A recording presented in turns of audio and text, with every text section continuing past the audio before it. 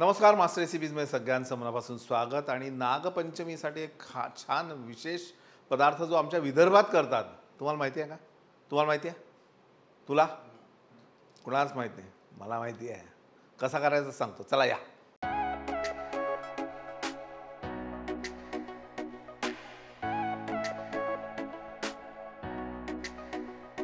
तर आपण करतोय शिरा, पण तो शिरा साधा सुद्धा नाही बरं का। हा शिरा आहे सातूच्या पिठाचा। आणि ही एक परंपरा आहे इकडे विदर्भामध्ये की सातूच्या पिठाचा शिरा करून त्या दिवशी नागपंचमीला तो नैवेद्य असतो। आणि त्यासाठी मी तूप इथे घातलेलं आहे। साधारण 1 वाटी जर आपलं सातूचं पीठ असेल तर 1 वाटी किंवा पाऊण वाटी तूप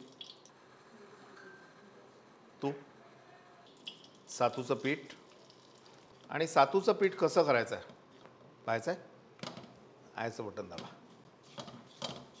याला फक्त तुपात मिक्स करायचं आहे। मी आता पहा गॅस बंद केलेला आहे, म्हणजे तूप वितळल्यानंतर हे फक्त तुपात मिक्स करायचं। अगदी थोडं तूप सुटेस्तोवर आता दिसत असेल आपल्याला की मध्ये मध्ये थोडं थोडं तूप सुटायला लागलं आहे। गॅस बंद। आणि आता आपण एका बाजूला दूध तापवून घेतो आहे।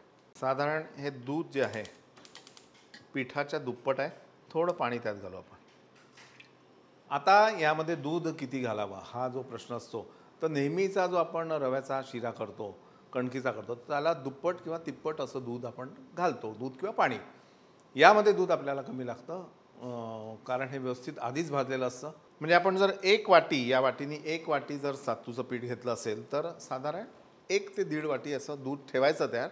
हळूहळू घालायचं, जेवढं लागेल तेवढं आपण घालायचं, फक्त ते गरम करून घालायचं।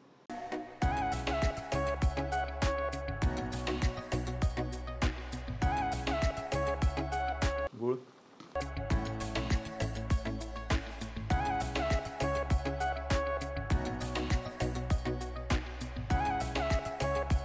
लगेच सोक केलं जातं।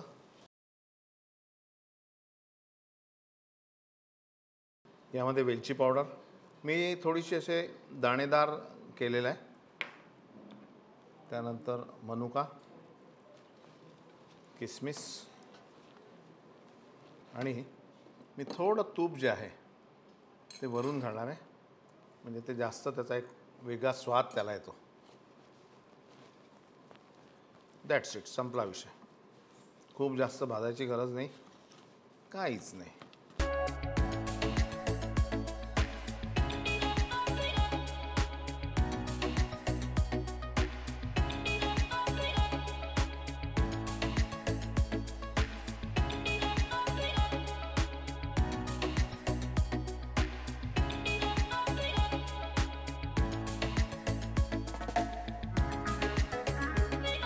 तर छान खास नागपंचमीसाठी हा सातूच्या पिठाचा शिरा नक्की करा।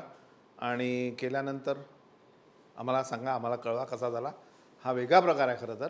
आणि पाहत राहा मास्टर रेसिपीज, लाईक करा, सबस्क्राईब करा, शेअर करा, कराल ना? नमस्कार।